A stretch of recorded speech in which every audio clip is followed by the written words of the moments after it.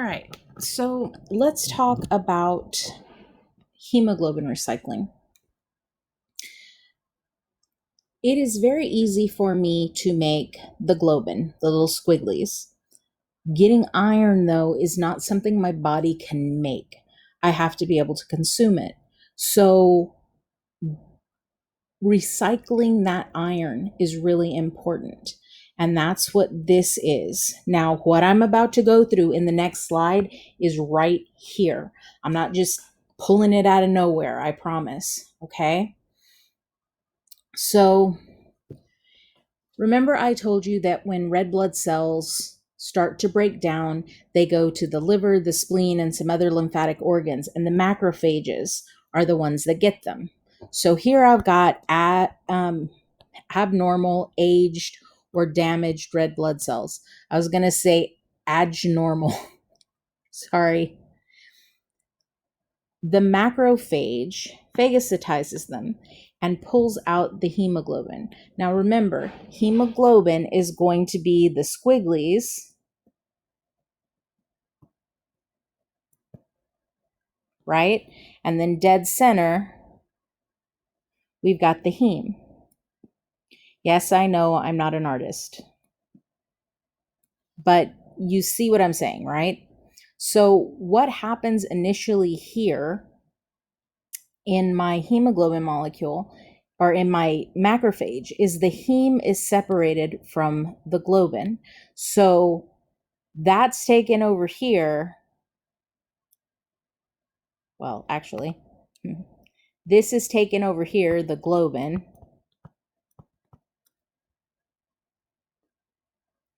And the heme is taken over here. Okay? So, globin gets broken down into separate amino acids, and then those amino acids can be used to build anything else. I mentioned this before. I said that, the Legos, I can take Legos and I can make anything out of them. Well, these these globin chains are just chains of amino acids. So I can break them down into individual amino acids, and I can use them myself as a macrophage to make my own proteins, or I can dump them into the bloodstream and somebody else can use them. It's that simple as far as recycling those amino acids. As long as nothing's wrong with them, I can reuse them. Now, the heme, this guy right here, actually gets separated into two different things, biliverdin and the iron. If you think back, that iron molecule was dead center here, and then there was like this whole huge other piece of the molecule out here, right? I'm going to go back. Whoops. There. So there's the iron, and then there's all this business out here, right? So I've got to separate that iron out. So iron gets separated out, and the rest of this business gets turned into biliverdin. Okay? Biliverdin, and there's iron. Biliverdin gets converted into bilirubin. Bilirubin gets converted into free bilirubin, which goes to the liver. Now, the liver changes it slightly and conjugates it. It actually attaches something to it that makes it easier to get rid of. So it turns it into conjugated bilirubin that goes out in the bile. Now, bile is an enzyme that emulsifies fats. Fancy. It breaks down big fat globs into little fat globs. That's what it does. So we use bile when we are digesting fat. So the place that we put it is in the intestines. Okay, so it gets excreted into the intestines. Some of those derivatives will end up in the bloodstream, and they will end up in the kidney. Now, what's the ultimate result of this? Well, the ultimate result is that bile, well, bilirubin goes out in the poop. It's the thing that makes your poop brown, or it can go out in the kidney and it's what turns your urine yellow. So it's pigmented, but it's basically a waste product that we don't use. Now, who were we trying to keep this entire time? Well, the thing we were trying to keep this entire time was iron. That's what we need the most to be recycled, is this iron. So iron actually gets transferred into transferrin. I mentioned transferrin earlier. I said that it's a transport protein for iron 2 plus, right? So this can go to the liver, it can go to the spleen. And pretty much what I'm doing there is I'm storing it. This is one of the reasons why when somebody is low on iron, they will tell them to eat liver, because the liver is a storage site for iron. It's got a very high iron content. The spleen will store it as well. But let's say that whole kickoff with the kidney saying, I don't have enough oxygen in the blood happens. It'll get taken instead directly to the bone marrow and reused in the process of erythropoiesis to make brand spanking new red blood cells. So we recycle that iron, we reuse that iron. We're not just going to let it get excreted as a waste product. If we can avoid it, we do, because iron is essential for us to be able to transport oxygen. So this is the red blood cell recycling. This is the process of the red blood cell recycling. So if I were to say, name and describe the process of red blood cell recycling, it would be a good idea for you to know this. So let's talk about white blood cells now. White blood cells are very different from red blood cells. One of the major differences is the fact that it's got a nucleus. All of these white blood cells have nuclei, okay? Another big difference, they have no color to them. Red blood cells are red on slides. I don't have to add any type of dye to the slide. I don't have to add any type of stain to the slide. If it's a red blood cell, it has its own color and you can see it on a slide. White blood cells don't. In order to see these guys, like what you see in this picture here, you actually have to add stain. So we have 5 different types of white blood cells. We have lymphocytes, basophils, monocytes, neutrophils, and eosinophils, who are my favorite because it looks like it's got these shades on, huge, big shades. Don't ask. I don't know why I think that, but I do. So, again, white blood cells lack hemoglobin and they have a nucleus. These are 2 dead giveaways that you're looking at a white blood cell and not a red blood cell. They protect the body against invading microorganisms and they remove dead cells as well as debris from the body. Now, each one has their own specific job, but as a group, these are the things that they do. Most of them are modal, meaning that they move. They exhibit something called amoeboid movement. I'll put a video of amoeboid movement on your Blackboard page. But amoeboid movement basically means that they kind of move like the blob. They can squeeze themselves through really small spaces and then expand back out. They leave the bloodstream. They enter the tissue via a process called diapedesis. Basically, you've got your blood vessel, and these are the cells that make up your blood vessel's wall. They will actually squeeze through there to get to wherever there is infection out here, and that process is diapedesis. They become thin and elongated, and they slip between or through the cells of the blood vessel walls. So they literally sneak past by being able to squeeze through like they're made out of toothpaste. There's a process called chemotaxis, chemochemical. So remember we talked about attraction earlier? When there is damage to the body, when there are foreign invaders in the body, a lot of times they will release chemicals that are kind of a red flag saying there's something wrong here.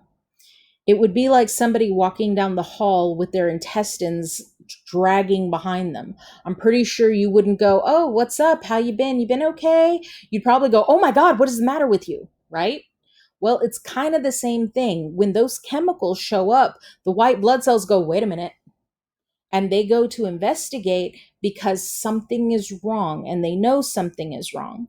So chemotaxis is when white blood cells are attracted to the materials that are foreign or to the dead components of the cells that have been damaged. So chemotaxis is basically, everybody's probably seen Bugs Bunny, where there's the smell of carrot soup and there's that smoke that comes around, is like, "Come here," and he starts floating with it. That's kind of like what chemotaxis is. Okay, it's something alerts them that I need to go over here, and they follow it. At the site of an infection, white blood cells will start to accumulate and they start to phagocytize bacteria. They start to eat bacteria. Remember, phago means to eat. They will also eat dirt. If there's dirt in a wound or debris in a wound, they will also eat the dead cells. And then they die. That's what they do. They go, they clean up, and then they die because they've done their job. When you see pus in a wound, it usually is going to be a buildup of the dead blood cells, bacteria, fluid, and the cell debris.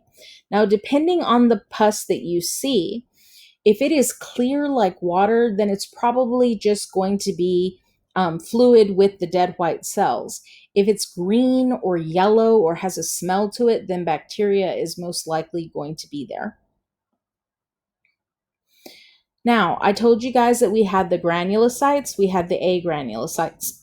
Excuse me. So you've got the basophils, eosinophils, and neutrophils that are the granulocytes, and the agranulocytes are going to be the monocytes and the lymphocytes. So let's talk about those.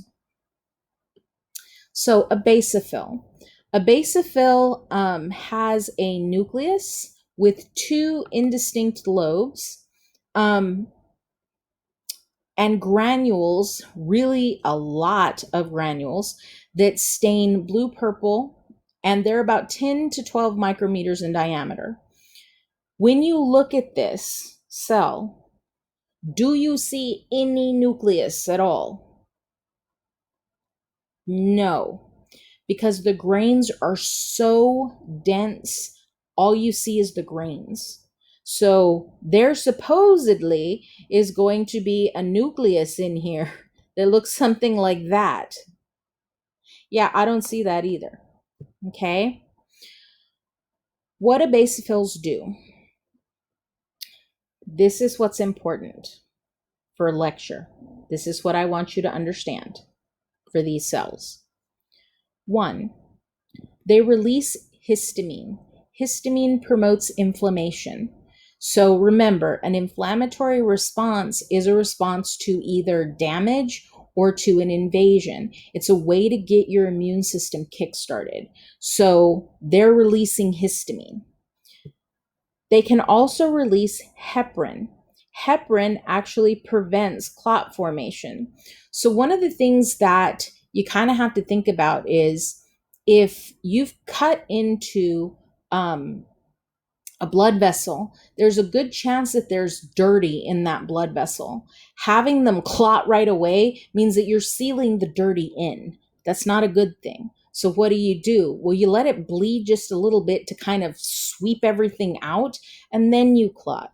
So heparin is going to prevent that clot formation. If you've ever worked with older people, some of them are on heparin to prevent blood clots in their own bodies. Of course, it's a man-made version, but it does that. That's what it does. The eosinophil, another granulocyte. Okay, this is what it looks like. The nucleus is often bilobed, which you can see one lobe here, one lobe here. You've got cytoplasmic granules that stain orange red to bright red. You can see that this kind of looks pink, as opposed to the purple that you see on the left-hand side with the basophil. And they're about 11 to 14 micrometers in diameter. Again, what do I want you to know about this? Here.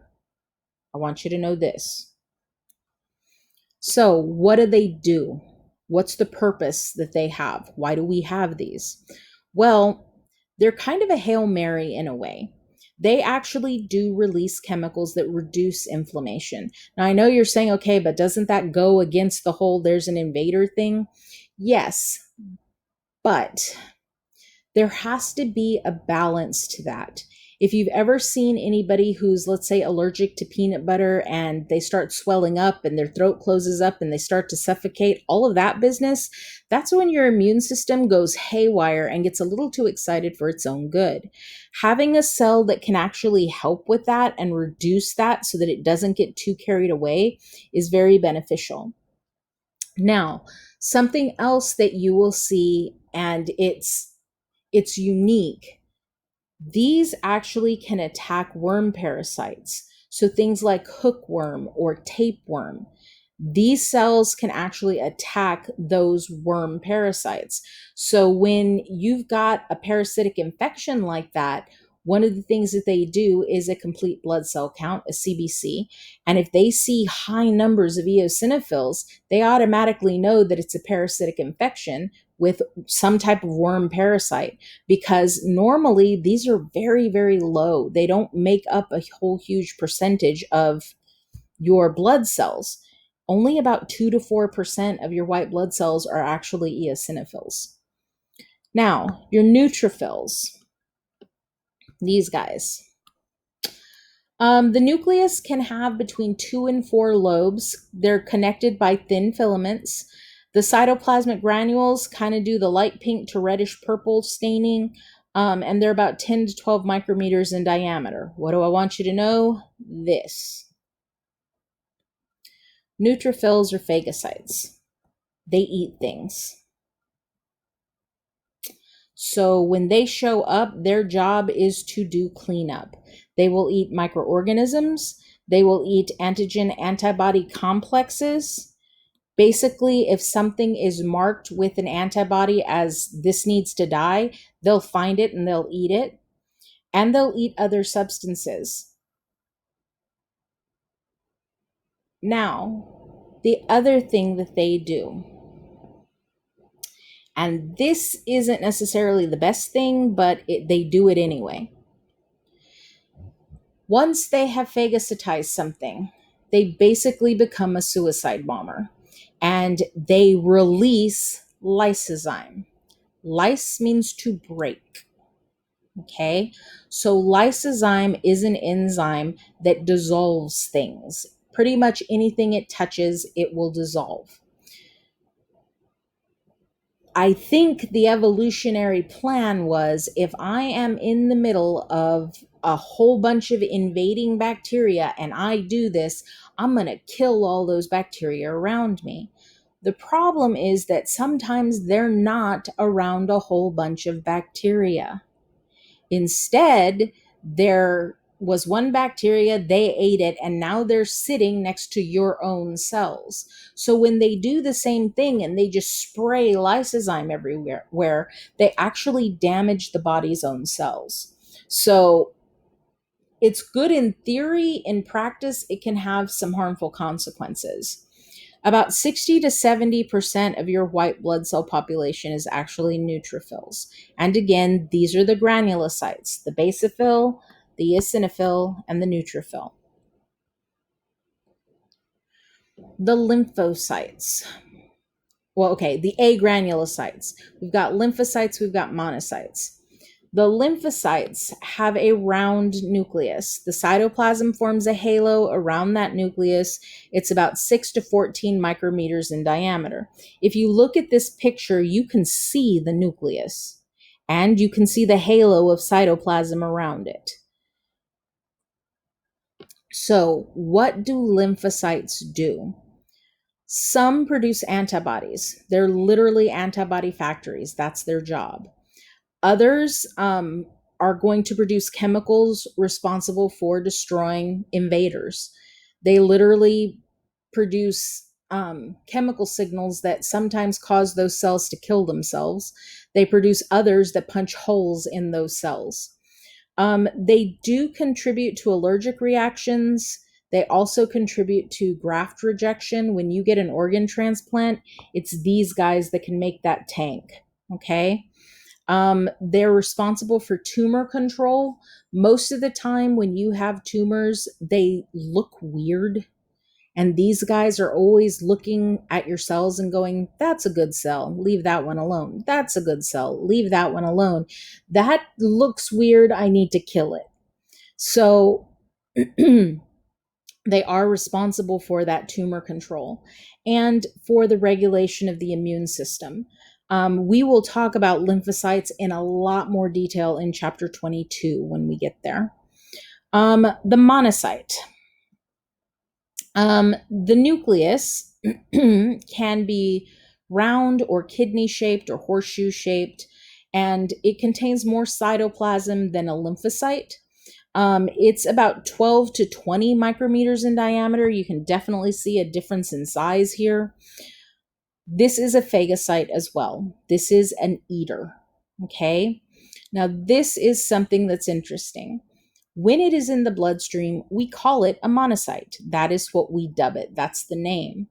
But when it leaves the bloodstream because there's an infection or something like that, it's transformed into what we call the macrophage. Macro, large, phago, eat. Okay? So that's when it becomes phagocytic. If it's a monocyte in the bloodstream, it's not phagocytic yet. It's not until it kind of gets its orders and says, oh, okay, I guess I need to become this phagocyte. So it'll phagocytize bacteria. It phagocytizes dead cells, cell fragments, even debris that has invaded your tissue. This will eat all of it. This guy is called a macrophage for a reason. Neutrophils do one phagocytic thing and then they explode with lysozyme. This guy eats and eats and eats and eats and eats. He literally cleans for a long time. It isn't just a one-time thing. That's why we call them macrophages, big eaters, because they do that a lot. Now, the platelets. Again, these are cell fragments. They are surrounded by plasma membrane, and they do have granules within them. They're fairly tiny. They're only about 3 micrometers in diameter.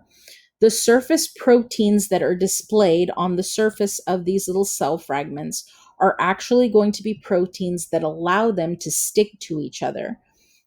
Specifically, they're glycoproteins, so they're sugar proteins. The surface molecules, along with those internal granules I mentioned, help to control blood loss. This is how we are going to make a clot. They also contain actin and myosin. Now, actin and myosin are the 2 proteins inside of a muscle that crawl on each other that allow your muscles to contract. So these actually allow the platelets to kind of condense and contract together as well. Platelets don't have a very long lifespan because they are not a cell at all. They only are they're only active for about 5 to 7 days. They have essential roles in forming platelet plugs, basically sealing holes in small vessels, and they promote the formation and contraction of clots, basically trying to help seal off larger wounds in blood vessels.